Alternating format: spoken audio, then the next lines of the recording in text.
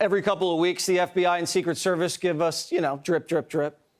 Little info on the Trump shooting, but it never amounts to anything. The real investigative work's being done by Congress. A new report from Congressman Clay Higgins reveals that a local Butler Swat team operator took the first shot at Crooks, damaging his rifle and ending his shooting spree before the Secret Service fully neutralized him. I didn't know that. New images released by the FBI show Crooks' rifle with apparently a damaged stock from the local officer's shot. But when the acting Secret Service director, Ronald Rowe, testified, he made no mention of this local officer, gave his agency total credit for bringing down Crooks. I am extremely proud of these actions and those taken by the counter-sniper team to neutralize the threat that prevented further loss of life.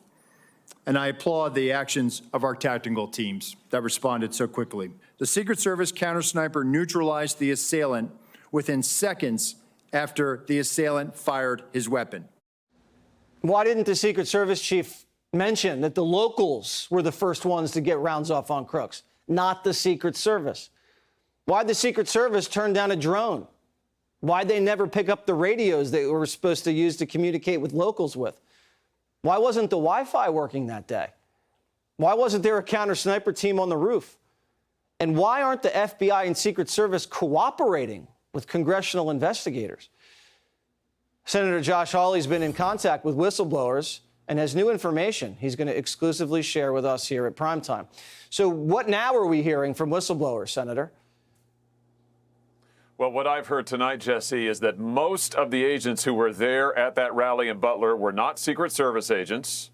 They were, in fact, Homeland Security agents. And get this, most of those Homeland Security agents, the only training that they received was an online webinar, a 2-hour online webinar. And I'm told that about half the time, the sound to the webinar didn't even work. So think about this.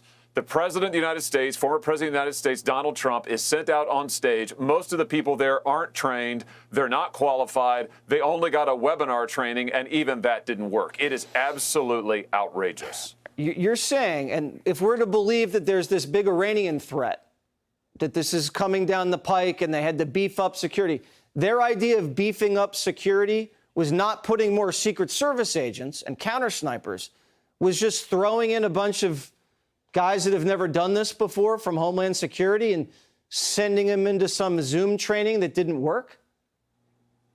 That's exactly right. I'm told that actually Homeland Security agents were pulled off of child exploitation cases, child endangerment cases, the stuff they normally do. They don't normally do protective detail work at all. They were pulled off those cases, said, here, you're going to go guard the former president of the United States. Watch this webinar. Oops, it doesn't really work. Oh, that's all right. Go out into the field anyway. Jesse, this is a nightmare, and we still have no answers. The only reason we know this stuff is because of whistleblowers. It's outrageous. That is absolutely crazy.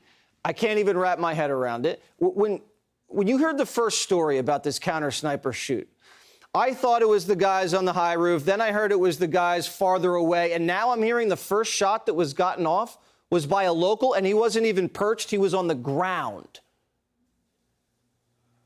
Yeah, all I can say is that is not what the director told Congress, and you just played the clip. I was sitting right there in the Senate when he testified that it was a Secret Service counter-sniper who neutralized the threat, that is, took out Crooks. He said nothing about another sniper, a local, nothing at all. Jesse, this is a pattern now. Why aren't these guys out there, Secret Service and FBI, doing regular briefings, answering questions, giving us answers?